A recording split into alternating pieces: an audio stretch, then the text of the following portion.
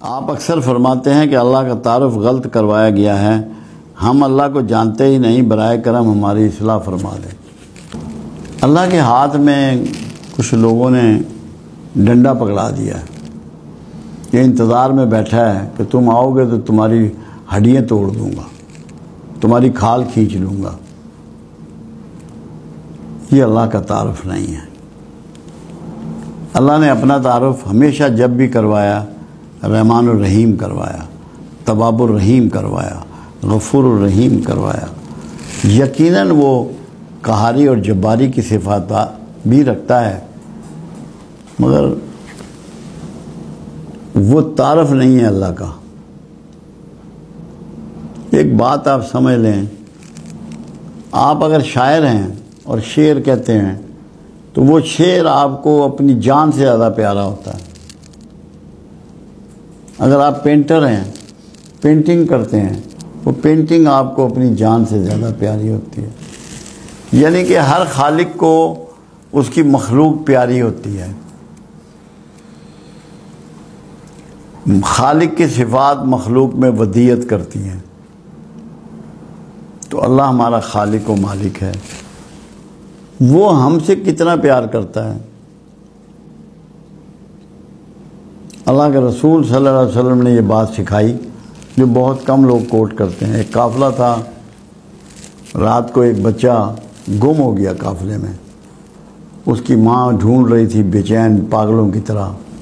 جب وہ مل گیا تو آپ نے سب کو اکٹھا کیا، فرمایا اگر میں اس سے یہ کہوں کہ اس کو آگ میں پھینک دے تو کیا یہ پھینک دے گی؟ یا رسول اللہ صلی اللہ علیہ وسلم ہرگز ایسا نہیں ہوگا۔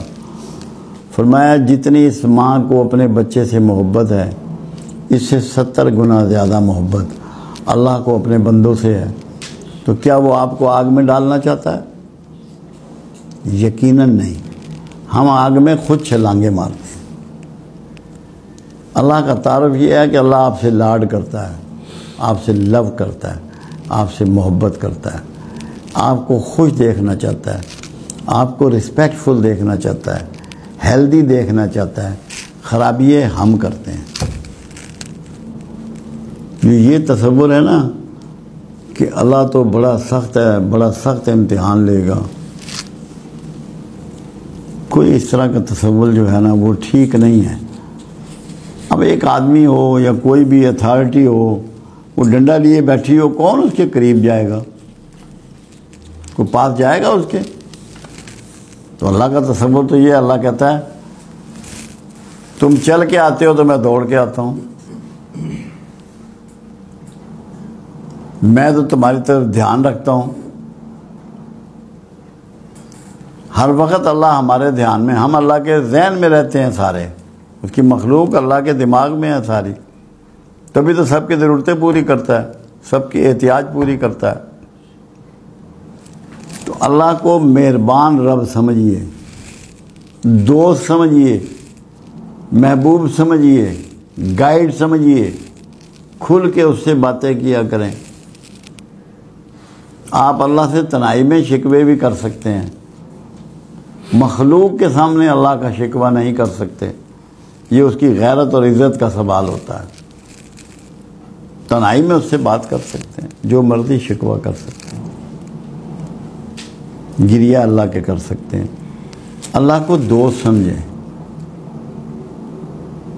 ایک بات سلیمان توسوی رحمۃ اللہ علیہ نے بتائی، ایک شخص ان کے پاس مرید ہونے کے لیے آیا، جب انہوں نے بیعت کیا تو ساتھ ہی کہا کہ بیٹا ایک بات یاد رکھنا کہ اللہ کو اگر اپنے سے بڑا نہ سمجھو تو اپنا جیسا ضرور سمجھنا۔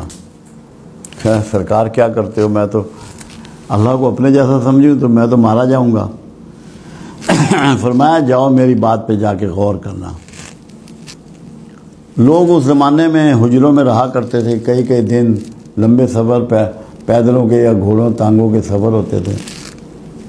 جب وہ حجرے میں چلا گیا تو آپ نے کھانا بھجوایا، دال روٹی انہوں نے کھا لی رات کو، صبح ناشتہ بھجوایا، پراٹھا، دودھ اور حلوہ، ساتھ ہی ایک سائل بھجوا دیا۔ انہوں نے کہا جی اللہ کے نام پہ دو۔ انہوں نے جو رات کی دال بچی ہوئی تھی نا اس مرید صاحب نے، اور رات کی باسی روٹی، وہ اللہ کے نام پہ دے دی۔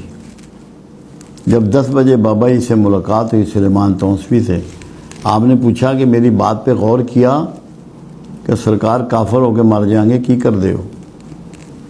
کہنے کہ اچھا تجھے کھانا چھانا، مجھے انہوں نے رات دال دی تھی، صبح حلوہ دیا ہے، ایک مانگنے والا آ گیا تھا دال، میں نے اس کو دے دی باسی دال۔ اس نے کہا پھر تو نے اللہ کو اپنے جیسا سمجھا، اپنے آپ کو تو نے حلوے کا، دودھ کا، پراٹھے کا مستحق سمجھا، اور اللہ کو باسی دال کا مستحق سمجھا۔ تو کہہ رہا ہے کہ میں کافر ہو جاؤں گا جی اللہ نے اپنے جیسا سمجھا گا۔ تو اللہ کو آپ اس طرح ڈیل کریں کہ جو اللہ کی راہ میں دیں، کہا گیا ہے جو تجھے پسند ہے وہ دے، پسندیدہ چیزیں اللہ کو دیں، چاہے وہ وقت ہو، انرجی ہو، علم ہو، دانائی ہو، حکمت ہو، پیسہ ہو، رزق ہو، جو بھی ہو اپنے سے بہتر اللہ کی راہ میں دیں۔ اور اللہ بے نیاز ہے، آپ اسے کیا دے سکتے ہیں، کیا نقصان پہنچا سکتے ہیں، کیا فائدہ کچھ بھی نہیں کر سکتے، صرف اس کا شکر ادا کریں اور اس سے معافی طلب کریں۔ اللہ آپ کو اپنے حفظ و امان میں رکھیں۔